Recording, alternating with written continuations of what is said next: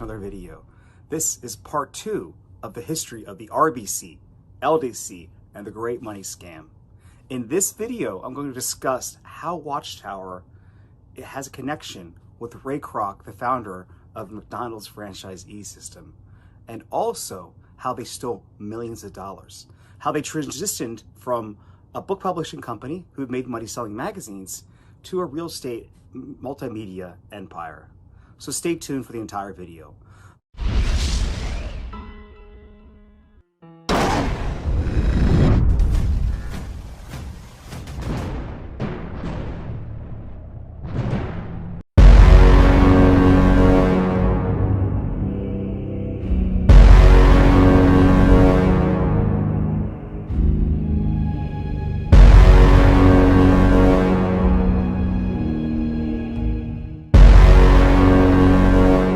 Di video nomor 108 mengulas kesaksian dari John Martin, seorang mantan penatua saksi-saksi Yehua. Ia adalah keturunan saksi-saksi Yehua dari generasi ketiga. Mengapa John Martin mengatakan tentang organisasi Menara Pengawal? Berikut ini. And also how they stole millions of dollars, how they transitioned from a book publishing company who made money selling magazines to a real estate multimedia empire. Pertama, sejak mulanya organisasi Menara Pengawal didirikan, organisasi ini bukanlah sebuah gerakan kekristenan, melainkan sebuah perusahaan percetakan yang mencetak buku-buku karangan dari para pemimpin saksi-saksi Yehua. Oleh sebab itu, sebelum tahun 1990-an, semua buku dan majalah yang diterbitkan organisasi Menara Pengawal memiliki daftar harga. Misalnya, dalam buku yang berjudul Kebenaran, tertera harga buku tersebut, yaitu Rp175. Dan saksi-saksi Yehua berkeliling dari rumah ke rumah menawarkan buku-buku tersebut kepada orang-orang. Para saksi-saksi Yehua mau melakukan hal tersebut karena mereka berpikir dan mengira mereka sedang melaksanakan kehendak Allah. Padahal tanpa mereka sadari, mereka adalah konsumen dari Menara Pengawal sekaligus salesman. Semua masalah keuangan dari organisasi Menara Pengawal bisa Anda saksikan dengan mencari linknya di kolom deskripsi. Kedua, sebelum tahun 2000-an, setiap balai kerajaan dibangun seluruhnya atas biaya jemaat saksi-saksi Yehua setempat. Biaya ini termasuk pembelian tanah, biaya pembangunan serta isinya, seperti bangku, meja dan lain-lainnya. Organisasi lembaga Menara Pengawal sama sekali tidak membiayainya. Malahan, jika ada saksi-saksi Yehua yang ingin membangun balai kerajaan, tetapi tidak memiliki uang, saksi-saksi Yehua bisa meminjam uang ke organisasi Menara Pengawal dengan dikenakan bunga. Dulu bunganya 6%, dan kemudian diturunkan menjadi 3%. Dan ketiga, seiring berjalannya waktu, ternyata balai kerajaan yang dibangun oleh jemaat saksi-saksi Yehua itu, tanpa sepengetahuan seluruh jemaat, kepemilikan balai kerajaan itu diambil alih dan dimiliki organisasi Menara Pengawal. Keempat, ini yang paling luar biasanya, yaitu, meskipun pembiayaan pembangunan suatu balai kerajaan telah selesai dilakukan oleh jemaat saksi-saksi Yehua, tetapi ternyata, saksi-saksi Yehua masih tetap harus membayar biaya pembangunan tersebut ke organisasi. Sekarang poin kelima. Bagaimana dengan balai kerajaan, yang sudah berpindah kepemilikan ke tangan organisasi? Sebagian dijual.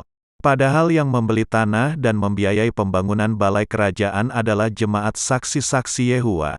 Tetapi tanpa rasa malu, organisasi Menara Pengawal menjualnya dan uang hasil penjualan tersebut masuk ke kantong organisasi Menara Pengawal. Kepada siapakah balai kerajaan tersebut dijual? Ini ironisnya, sekaligus membongkar kemunafikan organisasi ini. Ternyata ada balai kerajaan yang dijual kepada denominasi gereja. Misalnya, ada sebuah balai kerajaan yang dijual kepada gereja baptis.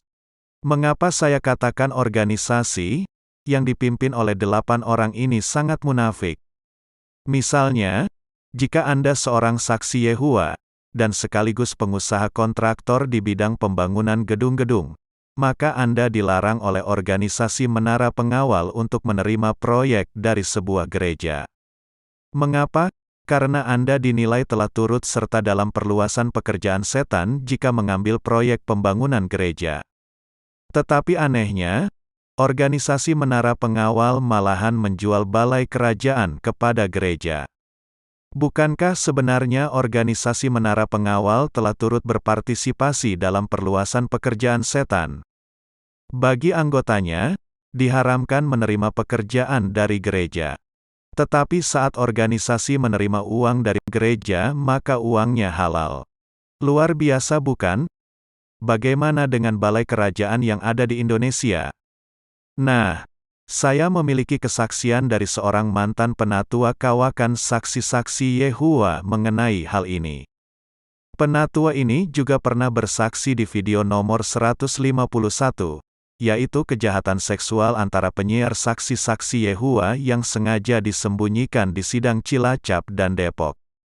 Mari kita dengar kesaksian mantan penatua ini dari salah satu sidang di Jawa Tengah, berikut ini. Angka 2 pernah dilarang. Iya. Pernah dilarang kan? Betul, betul. Tidak boleh beroperasi. Iya, iya. Sampai tahun, kalau nggak salah. Iya. Gus Dur menjadi presiden itu kemudian dihapus. Iya, iya. Itu ya, dihapus. Kemudian kan jadi bisa bikin balai-balai kerajaan di mana-mana sampai hari ini. Betul. Itu yang saya tidak habis pikir. Ketika zaman dilarang, saya dalam sudut pandangan saya masih dangkal ya, masih percaya 100%. Jadi saya berani bangun semacam gereja di saya berani dengan biaya saya dan beberapa kawan sempat berdiri dan sempat juga diundang oleh pejabat yang berwenang. Setelah ada bentukan balai-balai kerajaan ini, kerajaan saya yang sudah saya buat, saya berikan dengan segenap jemaat yang ada waktu itu, tiba-tiba dijual. Tunggu nih Pak ya, dulu waktu Bapak membangun ini, ada kontribusi uang dari organisasi nggak? Apa memang semuanya? Tidak ada. Tidak ada. Jadi benar-benar uang jemaat ya? Benar-benar uang jemaat. Uang jemaat. Kemudian sekarang, setelah sekarang ini, balai kerajaan itu dijual. Iya. Dijual oleh organisasi ya? Dijual dengan keterangan dibuatkan balai kerajaan yang baru oleh organisasi. Dipinjami istilahnya, keuangannya. Ya, memang dibuatkan.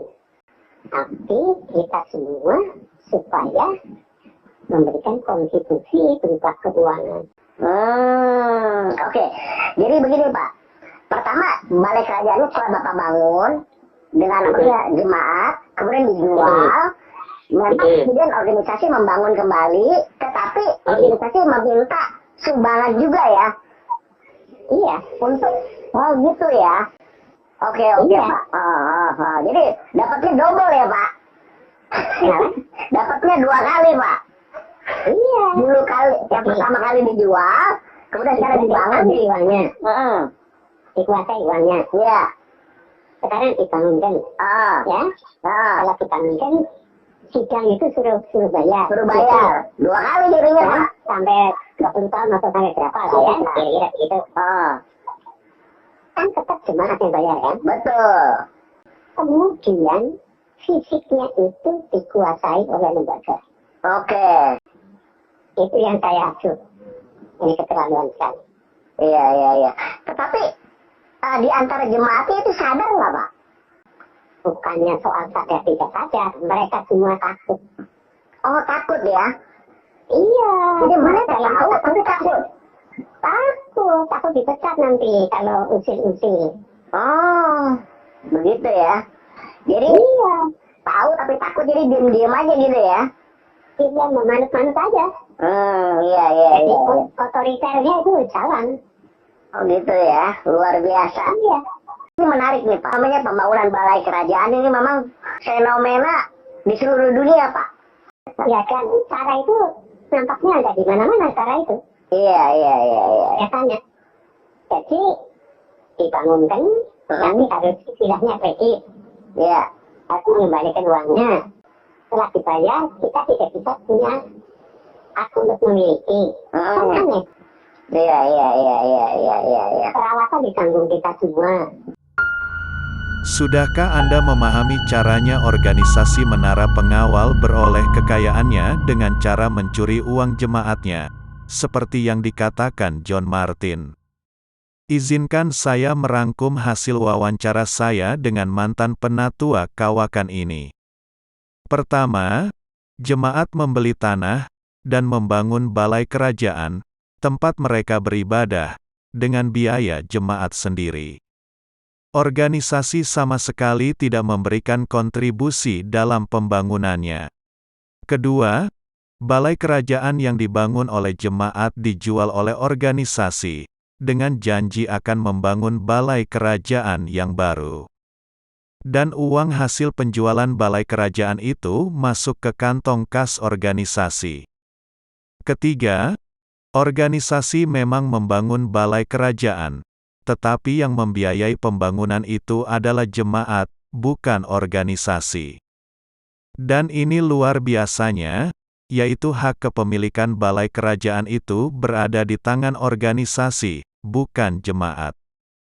Jadi meskipun jemaat yang membiayai pembelian dan pembangunan sebuah balai kerajaan, tetapi jemaat tetap tidak memiliki hak atas kepemilikan balai kerajaan. Sang pemilik adalah organisasi menara pengawal. Jadi sebenarnya, jemaat saksi-saksi Yehuwa membayar uang sewa pemanfaatan gedung balai kerajaan kepada organisasi menara pengawal, karena jemaat tidak pernah punya hak kepemilikan balai kerajaan. Keempat, semua biaya perawatan gedung ditanggung oleh jemaat. Jadi ini merupakan sebuah bisnis berkedok agama yang sangat menguntungkan, bukan?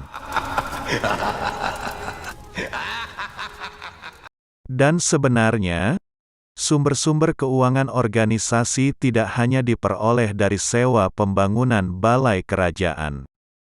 Secara rutin organisasi juga meminta jemaatnya menyumbangkan hartanya berupa perhiasan, asuransi, rekening bank, saham, properti, dan lain-lainnya. Dan menurut penatua kawakan ini, ada jemaat saksi-saksi Yehuwa yang bernama Chen Au, yang sudah almarhum menyumbangkan hartanya berupa tanahnya senilai 350 juta rupiah dikirim ke kantor pusat di Brooklyn.